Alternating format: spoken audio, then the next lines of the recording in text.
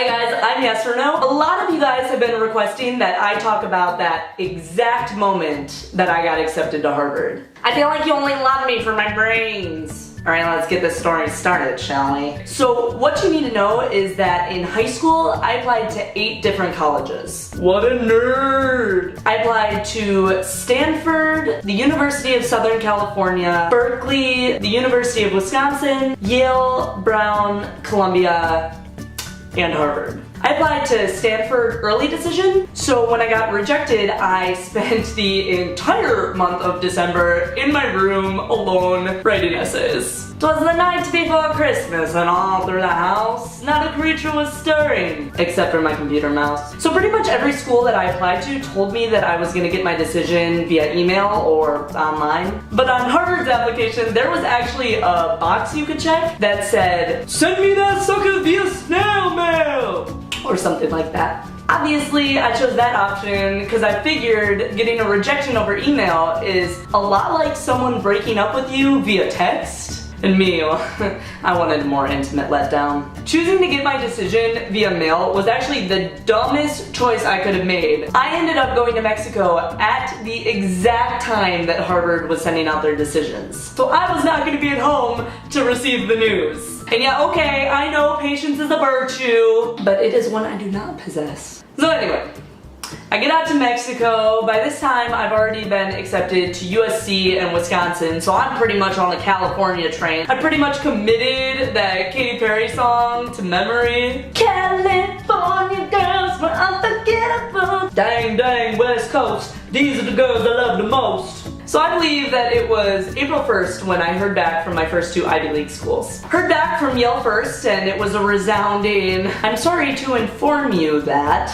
Like, what a cruel April Fool's joke, right? Surprise! You're not accepted to our school. Not kidding, we are not kidding. This is not a joke, please don't come. Basically, I just had this terrible feeling, like, as far as the Ivies went, that nothing was gonna work out. That night, I was waitlisted from Columbia. And to add insult to injury, I couldn't even get into Brown's portal online, so I couldn't even check to see whether or not I had been accepted or rejected at that point. So here I was, pretty much rejected from 2 things and too stupid to get into the 3rd. I mean, I'm pretty good at recognizing patterns. I could tell this was not headed anywhere good. And so the next day when I got accepted to Berkeley, I was ecstatic. I was out of my mind excited. I basically thought I was gonna be headed out to, California. Okay, no longer USC, but definitely gonna have that sun-kissed skin, sun-kissed tan, so hot it'll melt people's popsicles. So the Berkeley news for me was enough to hold me over until I could get home and see my Harvard decision. But I didn't have to wait that long. Foreshadowing 101. Take notes. So the next night I was in my room checking over emails, and this random email popped up from this woman named Ruth Carter. Her name's been changed because the internet can't handle the truth. And I was like, Ruth Carter?